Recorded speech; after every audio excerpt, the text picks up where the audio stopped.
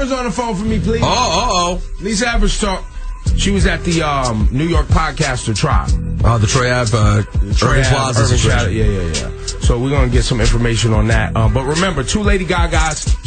Two Lady Gagas will get you paid $500,000 in your hand right around 8 o'clock. Hi, this is Lisa. Good morning. Lisa, why do you sound like you're on Fox 5 when we call you already? As soon as you pick up, you're like, this is Lisa Evers, live. This is Lisa Evers, and I'm here. Like, Lisa, come on, you're going to say hello still. Because I already had 2 cups of coffee, and then the Lady Gaga thing got me fired up. And then the thing got me fired up. I'm like, I'll somebody over here. Wait, so Lisa Evers, you were at court yesterday in this New York hip-hop podcaster trial. Covering the alleged shooting and shooter, the person that has been charged in the Irving Plaza shooting. Yeah, Ebro, and what came out in court basically confirmed what people have been saying on the street since the very beginning of the Irving Plaza shooting. So basically what happened in court was they read charges against Taxstone on 2 federal gun charges, and it confirmed a lot of the information that had been out there on the street that people have been saying since the very beginning, but there had been no proof because the only person that's been arrested in this was Troy Ave so far. Got it. So where are we at today? Because I read an article that there was DNA evidence on a trigger, a magazine, a gun, that now they're saying that Troy Ave didn't bring the gun in, and that this podcaster from New York, Daryl Campbell, I believe his name is. That's right. Brought the gun in the facility. Yeah, well, this is the whole thing. I mean, honestly, it was pretty explosive what they were saying in the court. The federal prosecutor is saying that Daryl Campbell, that people know as Taxstone, the hip-hop podcaster and media personality from Brooklyn, that this was his gun, that he brought it into Irving Plaza, that he not only brought the gun in there, but that he fired the gun and fired the shots, including the shot that killed Ronald McFadder, who people know as Banga, and rest in peace, Ronald, and condolences, as always, to the McFadder family, who we know very well from Push for Peace and Street Soldiers. But what was so interesting was the DNA evidence, because the feds are saying that on the gun there was DNA from Daryl Campbell, DNA from Troy Ave, and DNA from Ronald McFadder. But when they analyze it, and they have like a super tight way of analyzing the DNA, they found DNA from Daryl Campbell on the trigger, on the hand grip, and on the magazine, especially the magazine. These are places that you couldn't randomly touch if you were grabbing the gun out of somebody's hand. So when did this case become a federal incident? That's another thing, because I read that U.S. Marshals picked up the New York hip-hop podcaster, man. And when did it become... Well, I think it became a federal case when they started to hit roadblocks in so many areas, because Troy Ave was arrested in state court, by the NYPD and the Manhattan DA. With Daryl Campbell, it became a federal case because the gun he allegedly used in the shooting, and he's not charged with murder or anything like that. He's just charged strictly now on possession of a gun as a convicted felon because he has 2 felonies. He's charged with interstate commerce of a gun because the gun, according to the feds, originally came from Florida. So the possession of a gun by a convicted felon is a felony, and it's a very tough charge to beat, but he has a really great lawyer, Ken Montgomery.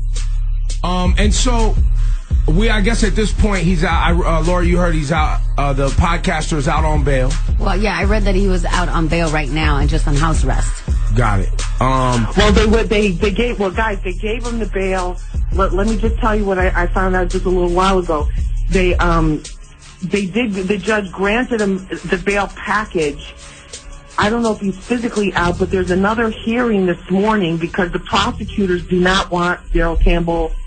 They don't want him out of jail. So there's another hearing at 11:30 this morning where they're going to try to revoke the bail package and keep him behind bars. But I think the thing that people have to understand, one of the questions I was getting on social media some people was like, this happened 8 months ago. Why is all of this coming out now? You know, why did they make these moves now? Well, because it was a murder. And yeah, well, because it was a murder and they'll never give up. But also in court, the prosecutor said that in the last 2 months, a witness has come forward that is cooperating with the government and giving them information. So there's somebody that's talking that wasn't talking before. That's why we didn't see this kind of action earlier. Now, what's the story with the people who were shot other than the person that lost their lives? Because there was 2 women shot also, right?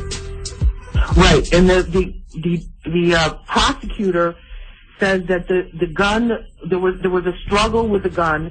McFadder, Ronald McFadder and Troy Ave were in a struggle with Daryl Campbell, allegedly. The gun went off.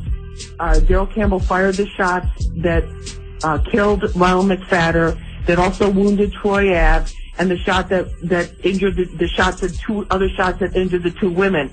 Then Troy Ave, allegedly, according to the prosecutor, picks up the gun. According to what the detective said in the court papers, Troy Ave then picks up the gun and runs out, and then he fires a shot. That's why Troy Ave was charged with weapons possession and also attempted murder.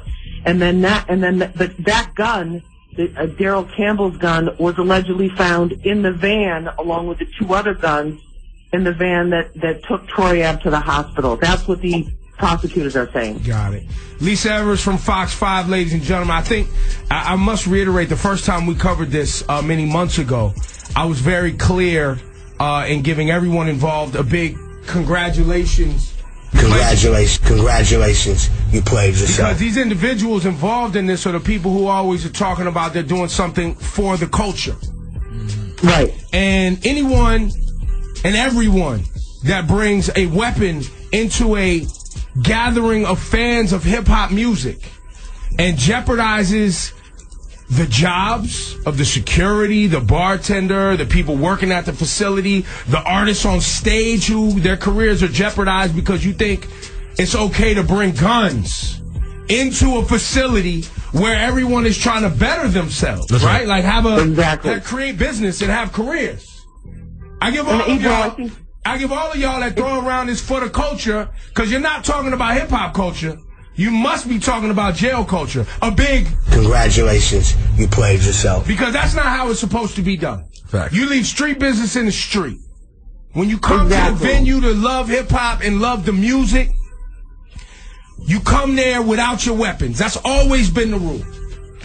No, I think so. And Ebro, the other thing too is, you know, there's so many good concerts now. There's so many venues that are open to hip hop. There's so many opportunities for artists, and this just makes everybody look bad. Very well said, Lisa. Lisa Evers from Fox 5, ladies and gentlemen. Keep us updated on this news story, and thank you for the information.